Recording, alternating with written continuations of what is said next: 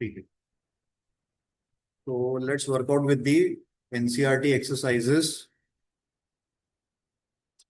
Of the chapter solution.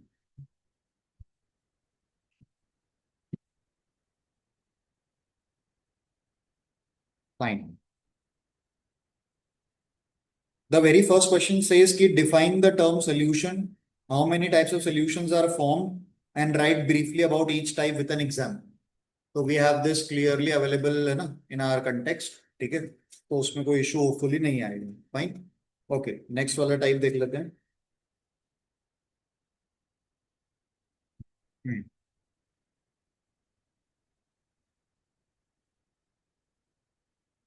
Okay. Next, they are saying कि suppose a solid solution is formed between two substances, one whose particles are very large and the other whose particles are very small. What type of this solid solution is likely to be? दो solid mix कर रहे हैं हम.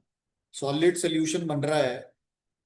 Solid solution बन रहा है जिसमें कि एक पार्टिकल बहुत बड़े हैं और दूसरे बहुत ही ज्यादा छोटे हैं. ओके, वहां से क्लियर मतलब जनरल टाइप्स में से क्लियरिटी नहीं आएगी. देखिए, जब एक सॉलिड के पार्टिकल्स बहुत बड़े हैं होते हैं, जब एक सॉलिड के पार्टिकल्स बहुत ज्यादा बड़े होते हैं और दूसरे पार्टिकल्स बहुत छोटे साइज के होते हैं, तो वो उनके इंटरमीडिएट स्पेस में जाकर फिक्स हो जाते हैं. जो छोटा वाला पार्टिकल होगा वो बड़े पार्टिकल्स की जो स्पेस अवेलेबल होती है, इंटरस्टिशियल स्पेस, उसमें जाके फिट हो जाते हैं. इस तरह के सॉलिड्स को इंटरस्टिशियल वर्ड से डिनोट करते हैं. तो उसका अपन बस आंसर नंबर 2 करके मेंशन कर देते हैं, दैट इज इंटरस्टिशियल. आप डायग्राम साइड में रेफरेंस में डाल सकते हो. इंटरस्टिशियल सॉलिड सोल्यूशन कहेंगे. इंटरस्टिशियल सॉलिड सोल्यूशन इनको कहा जाता है. पुरानी एनसीईआरटी में जब सॉलिड स्टेट नाम का एक चैप्टर और सॉल्यूशंस के पहले रहा करता था, तो सॉलिड स्टेट चैप्टर में एक्चुअली कॉन्सेप्ट समझा दिया, डिस्कस हो चुका होता था कि व्हाट आर इंटरस्टिशियल सॉलिड्स. तो उस बेसिस पे वो कनेक्टेड क्वेश्चन था, जिसका कॉन्सेप्ट ये है कि अगर पार्टिकल साइज में डिफरेंस बहुत ज्यादा होता है तो उन्हें हम इंटरस्टिशियल सॉलिड्स कहते हैं. ठीक है, okay, that would be fine. Interstitial, between between the spaces, ऐसा उसका मतलब. ठीक है.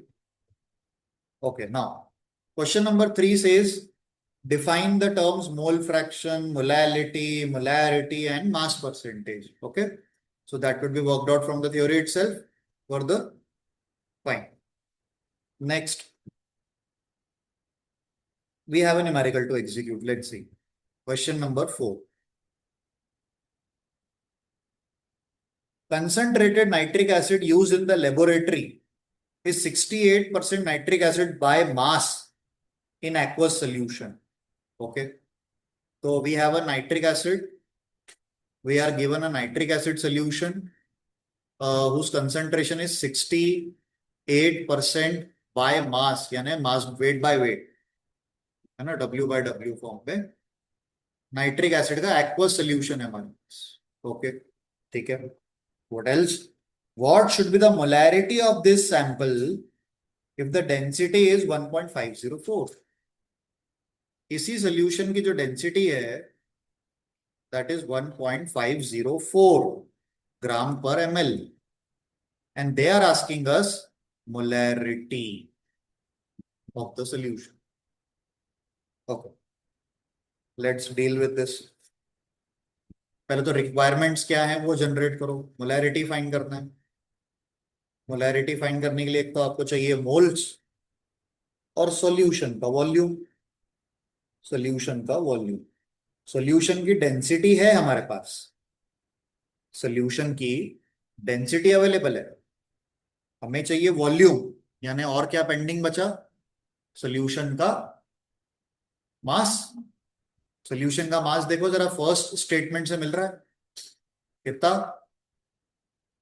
सॉल्यूशन का मास 100.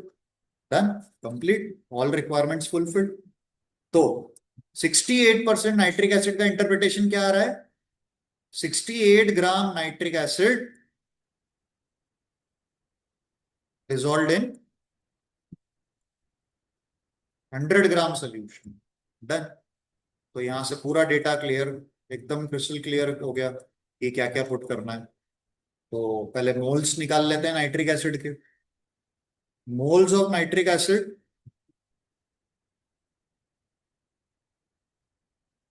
Is equal to given mass upon molecular mass. Nitric acid का मॉलिक्यूलर मास चाहिए HNO3 का। नाइट्रिक एसिड फॉर्मूला बता देना। HNO3 का मॉलिक्यूलर मास कैलकुलेट करते हैं। HNO3 मॉलिक्यूलर मास, जिससे अपन मोल्स कैलकुलेट कर पाएंगे। तो that's 1 plus 14 plus 48, that gives us 63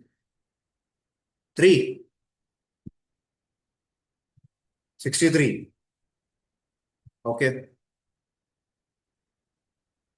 63 ग्राम पर मोल। तो आंसर मोल बनता है, इसीलिए क्या निकल रहा है इसको रख लेते हैं।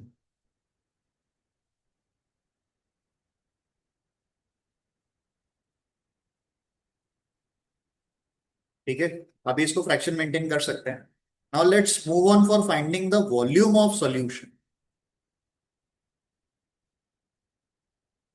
कैसे? Mass into density.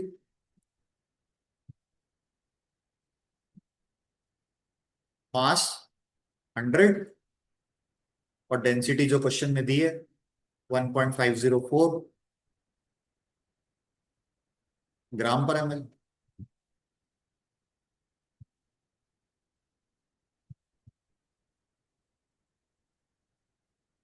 एक एक जस्ट सेकेंड ना। अरे वो, होल्ड ऑन, मिस इंटरप्रेट हो गया ना वो। Density mass by volume, we are interested in volume actually ना, मैंने मास इंटरप्रेट कर दिया। ठीक है, तो what will happen is mass, हमने कितना लिया था मास अभी?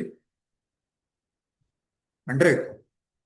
और अपॉन में क्या आ गया, वो डेंसिटी जो उन्होंने दी है दैट वाज 1.50। तो मुझे यूनिट से एकदम क्लैश हुआ, यूनिट जो है वो फिर वर्कआउट नहीं हो रही थी ना, अब हो रही थी। ग्राम ग्राम कट रहा है, ML ऊपर जा रहा है, सही है। ठीक है, रख लेते हैं फ्रैक्शन में। अब इन दोनों को डिवाइड कर देते हैं, मोलैरिटी आ जाएगी। Molarity is equals to moles of solute upon volume of solution.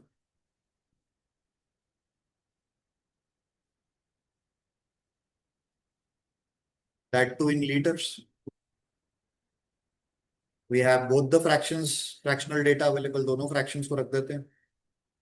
जो फ्रैक्शन नीचे जाएगा वो रेसिप्रोकल मल्टीप्लिकेशन में आ जाएगा। 68/63 मल्टीप्लाइड बाय 100 अपॉन ये वाला 50। और इसको सिंप्लीफाई करके 1000 की और नीड पड़ेगी, क्योंकि हमारा आंसर ML में है। तो let's put 1000 more to convert it into litre. Litre, ठीक है। Rest is calculations and we'll get the molarity of the solution. ये प्रॉपर कॉन्सेप्चुअल एग्जीक्यूशन है। इसका एक डायरेक्ट फॉर्मूला भी मैं आपको जनरेट करके दे देता हूँ, याद रह जाता है तो just use it short questions के लिए, काम आ जाएगा।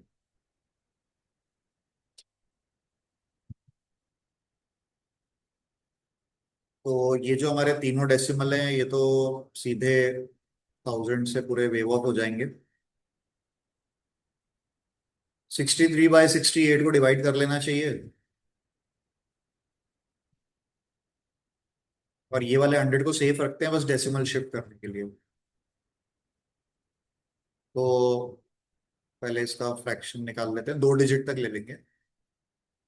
63 5.0 अगेन अ 0। 63 आई गेस 7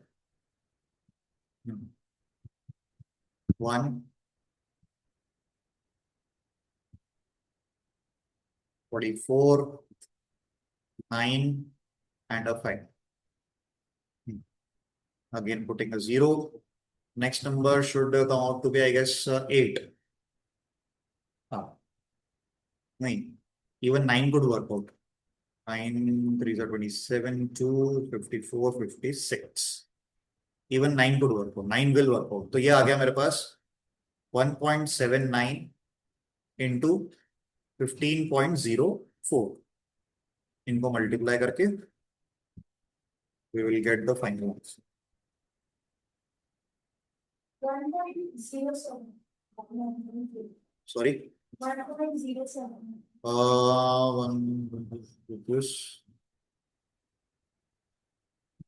अच्छा, एक 0 एक्स्ट्रा को काउंट किया है, करेक्ट। ठीक, इनका प्रोडक्ट ले लेते हैं और वो हमारा आंसर हो जाएगा। Molarity that would be in mole per litre.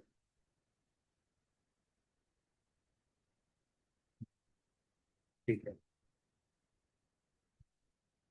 so that 1079 and 1504 will generate the final concluding answer। दो दो डिजिट तक लेने पड़ता है, क्या appropriate आंसर है। 46, 28, 31, 34 plus 3 is 3 and a 4, 4316, then cancel off 9045, 4, 35, 39, 3, 3, 5 ones are 5, and we have last 9701, 8, 2, 2, 5, 2, 1, 6। ठीक है, तो 16.228 है वो। डेसिमल लगा दो अगर, तो 2 और 3 5 डिजिट है ना, 1 2 3 4 5, 16.228। मैं चाहता हूं कि सेकंड डिजिट पे रोकना, तो उसको अगले वाले के हिसाब से राउंड ऑफ कर दूंगा, and that would generate me as 16.23, which is the reported answer। 16.23 is the molarity।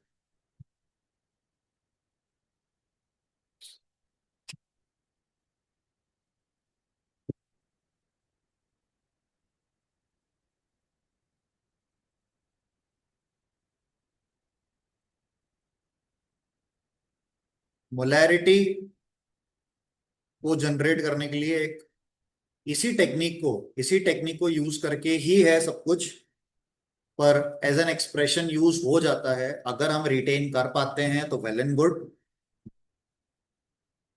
Molar mass of solute, ये आपको डायरेक्ट मोलैरिटी दे सकता है। D is the density of solution,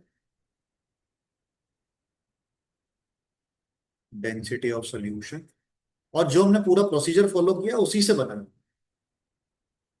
ठीक, fine, next one.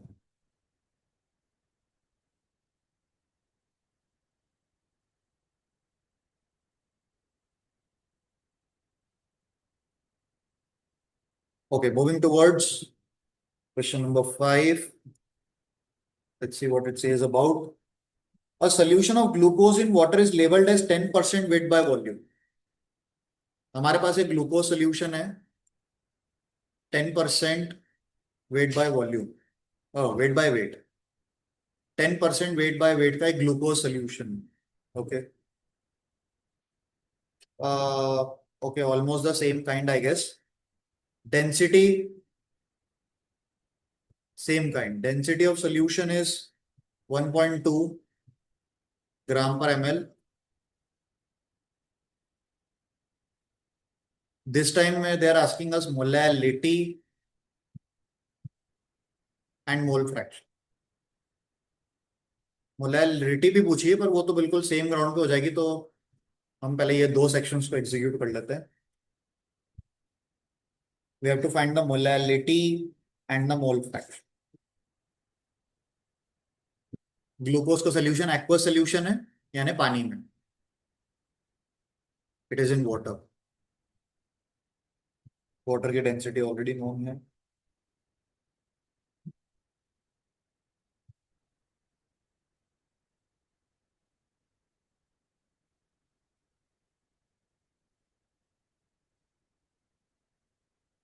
Mole fraction निकालना है तो वैसे भी दोनों के मोल्स चाहिए, तो पहले दोनों के मोल्स ही कैलकुलेट करते हैं।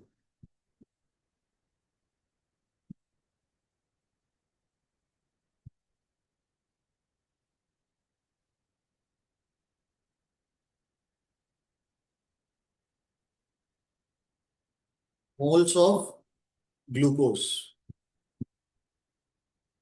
मास बाय मॉलिक्यूलर मास।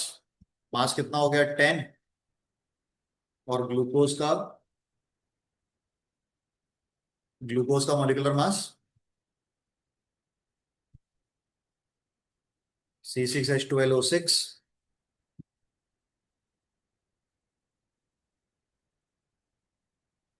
72, 12, और 16 6 96, 9, 16 17 18 182। ठीक है, तो ये ग्लूकोज के नंबर ऑफ मोल्स आ जाएंगे। Zero zero cancel, 1/18, 1/18 which is 0.0555 मोल। ये आ गया अपने पास ग्लूकोज के मोल्स। फ्रैक्शन में भी रख सकते थे आगे का, क्योंकि सिंप्लीफिकेशन में यूज होनी ही है, फ्रैक्शन में भी जा सकते थे अपन। अब निकालते हैं आ, पानी के मोल्स, मोल्स ऑफ वाटर।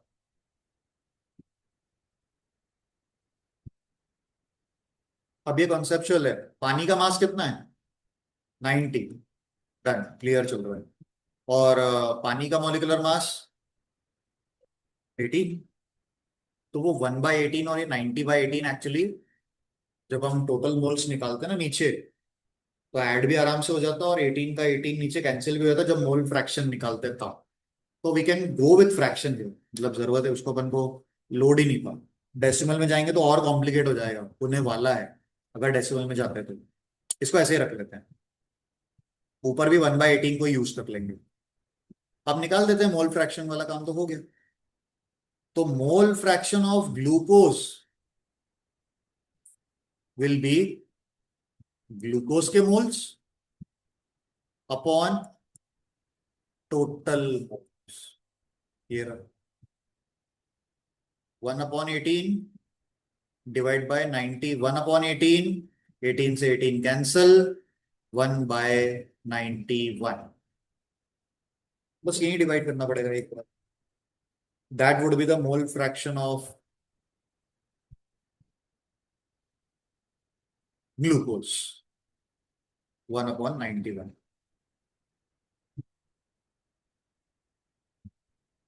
0.01 के आसपास आएगा ये, 2 डिजिट तक जाएंगे तो।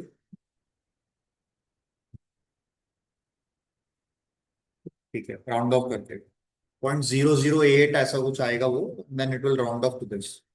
अच्छा, क्या मुझे मोल फ्रैक्शन ऑफ वाटर का निकालने के लिए ये सब करने पड़ेगा? 1 minus mole fraction of glucose. So that gives us 1 minus 0.01. That would be 0.09. ठीक है, 0.99। दोनों के मोल फ्रैक्शंस आ गए। अब हमारा एक और टास्क क्या बचा, molality. Okay, move forward for molality now. तो मोल्स तो अवेलेबल है सॉल्यूट के, पानी का मास चाहिए केजी में, 90 ग्राम ही है, और क्या बस उसका अपॉन 1000, तो ये मोलैलिटी एग्जीक्यूट हो गई।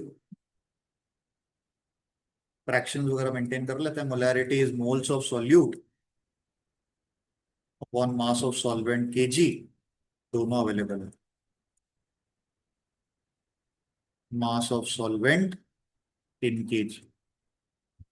सॉल्यूट के मोल्स अपन ने भी कितने लिखे थे, 1/18 फ्रैक्शन में।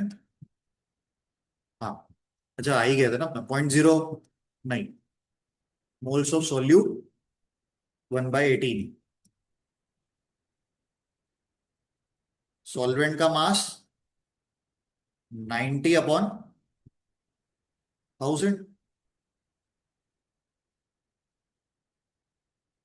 1/18 इंटू 1000/90, एक जीरो से एक जीरो कैंसिल हो गया, 100/162। इसको डेसिमल में ले जाते हैं, 2 डिजिट का, बन गई मोलैलिटी 0.61, 0.61 मोल पर केजी। ठीक है, तो ये एक और एग्जीक्यूट हो गया इस तरह का।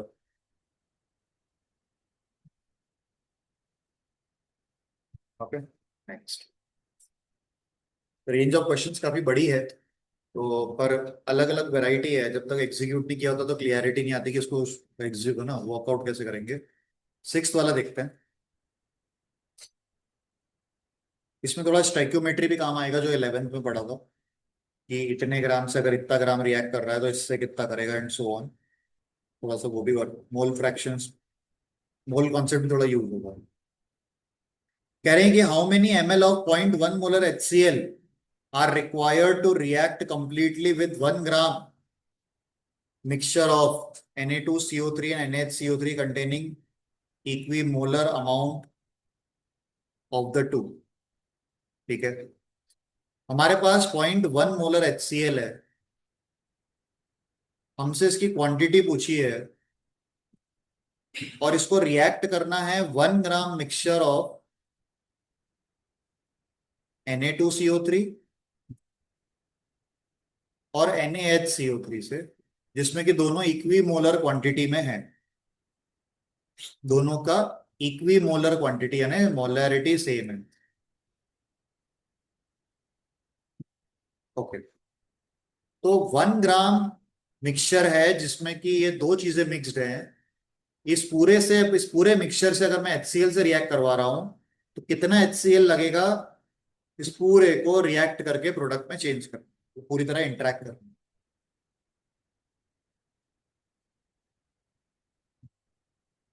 इक्विमोलर मतलब कि दोनों के नंबर ऑफ मोल्स इक्वल हैं।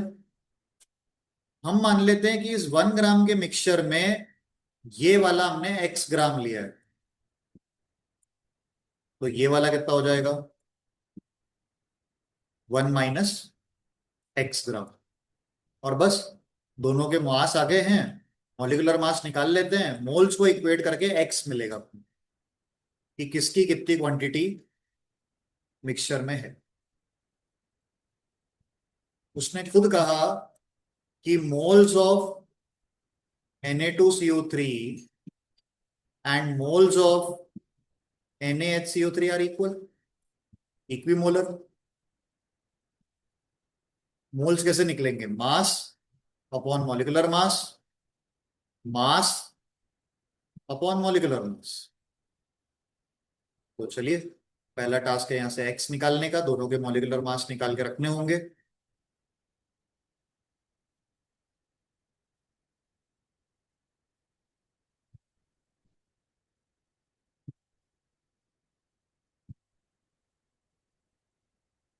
फोर्टी सिक्स 12 48, है ना। एक तो मेरे पास आ गया 106 सोडियम कार्बोनेट, बाय कार्बोनेट में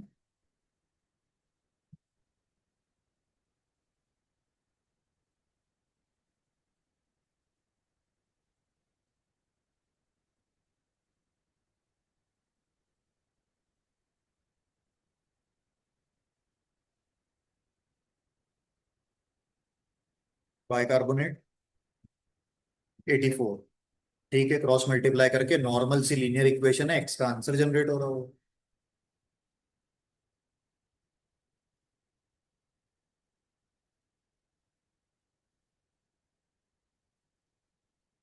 84X is equals to 106 - 106X।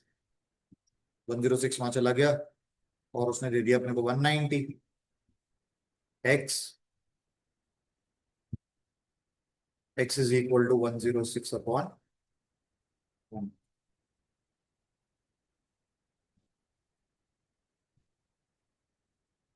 53/95 दो डिजिट तक डिवाइड कर लेते हैं 95 और 53 को 5 से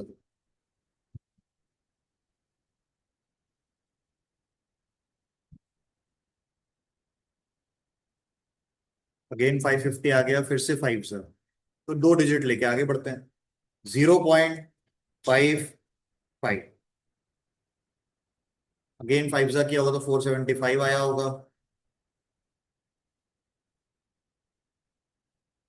7 और 8 85 जी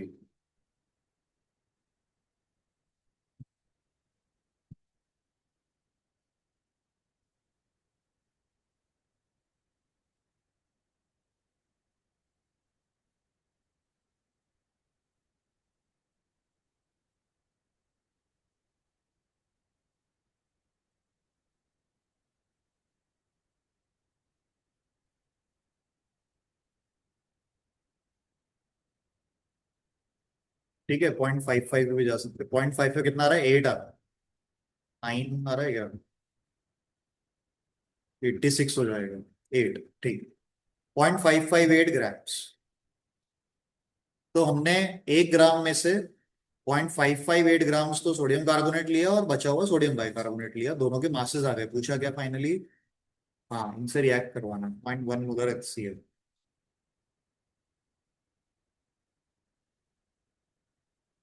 ठीक है मोल्स निकाल लेते हैं किसी भी एक से निकाल लेते हैं दोनों बराबर ही हैं किसी भी एक से निकाल सकते हैं दोनों इक्विवेलेंट हैं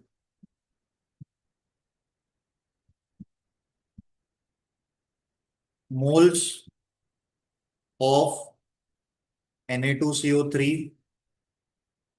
equal to moles of NaHCO3 equal to X की वैल्यू रख देते हैं पहले वाले साइड के फ्रैक्शन में ये है ना एक्स का जो वैल्यू है ना यहाँ पर ये यहाँ डाल रहे हैं 106/190 है और ऑलरेडी डिवाइड में कौन है यहाँ रख रहा हूँ एक्स की वैल्यू फ्रैक्शन वाली तो ये 106 100 चला जाएगा तो 1/190 ही आपके मोल्स हो जाएंगे एक तरीके से वो डेसिमल वाली वैल्यू ले जाके रखो फिर डिवाइड करो वो भी ठीक है एक ही बात है यहाँ भी ऐसे ही करना है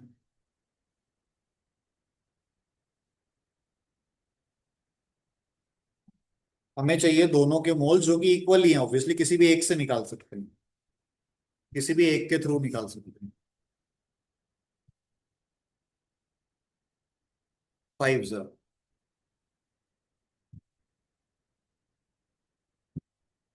हाँ राइट 45 0 5 और यहाँ कितना आ जाएगा मेरे पास 9 यहाँ से बचेगा 50 एक जीरो और प्लेस कर लिया 193 नहीं 3 से ज्यादा हो रहा है 2 से ही जाएगा ठीक है या तो that is the moles that we have for both of them दोनों इतने इतने मोल्स में अवेलेबल है वैसे नीचे 190 है मतलब जीरो वाला नंबर है टर्मिनेटिंग आगे जाके हो सकता है वो एक आध बार में जैसे चेक करते हैं ना अगर यहाँ 380 हो रहा होगा तो ये कितना बच रहा है मेरे पास 120 एक जीरो और लगाऊंगा तो 190 आई गेस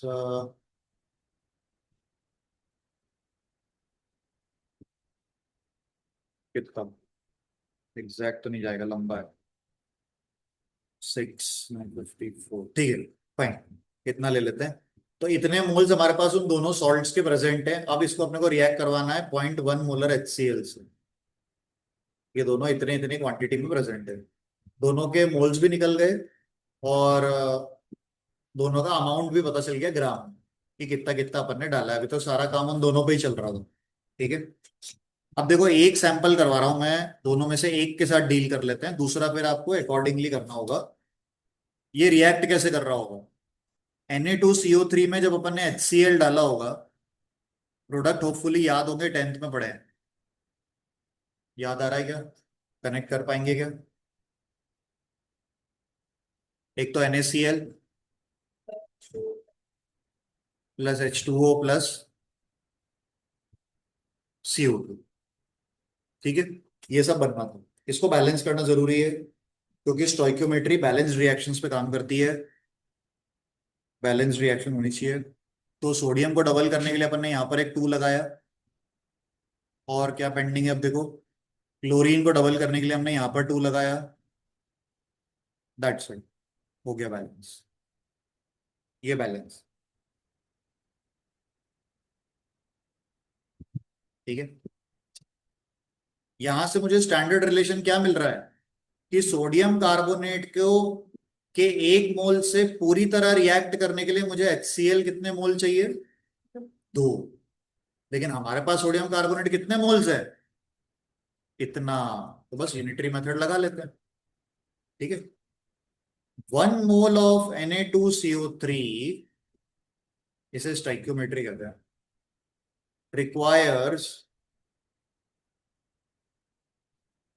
HCl 2 मोल्स। ठीक है, 1 मोल सोडियम कार्बोनेट को अगर 2 मोल HCl चाहिए, तो हमारे पास जो है 0.0052, 0.0052 मोल Na2CO3 will require will require HCl equal to 2 multiplied by 0.0052. That gives us 0.0104,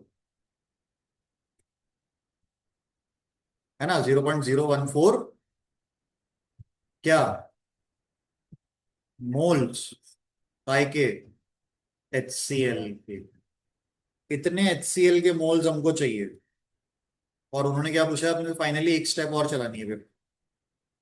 क्या पूछा है? क्वांटिटी ml, और मोलैरिटी दे रखी है। मोलैरिटी दे रखी है, ml निकालना है। कैसे कर सकते हो? मोल्स को लीटर में कैसे चेंज करते हैं?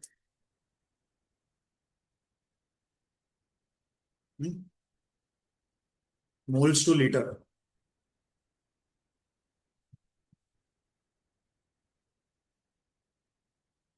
मोलैरिटी,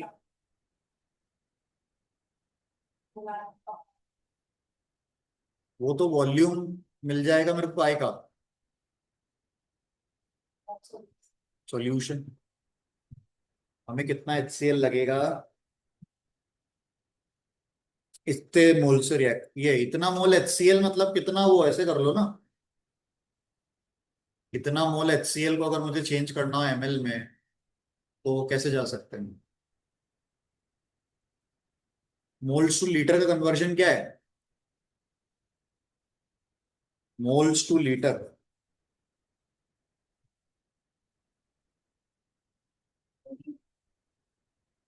वो भी ले सकते हैं। 22.4, है ना? कि किसी भी चीज के 1 मोल में 22.4 लीटर होता है, तो इतने इतने मोल्स में कितना लीटर होगा, है ना? तो वो भी एक डील है। पर यहाँ पे एक प्रॉब्लम ये आ रही है कि वो मोलैरिटी कितनी दी गई है? 0.1 मोल, उसको डील करना पड़ेगा। चलो लिखते हैं। ये तो आ गया कि इतना HCl चाहिए मोल्स में, इसको कन्वर्ट करना है अपने को ml में। एक स्टेटमेंट डाल देते हैं।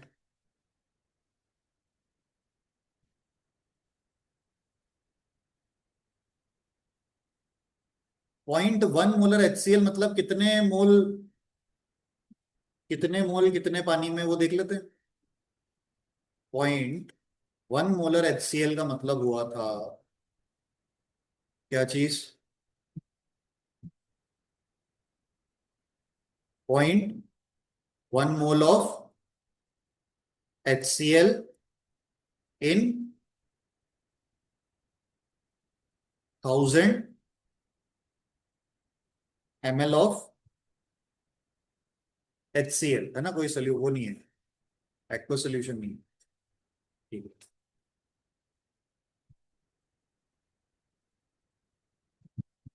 मोलैरिटी तो अभी फिक्स है, यही हमारे पास भी है, लेकिन हमारे पास मोल चेंज हो गए।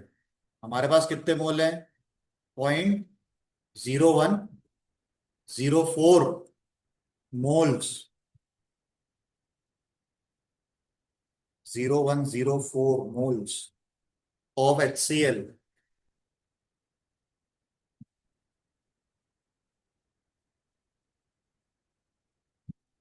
कितना हो जाएगा?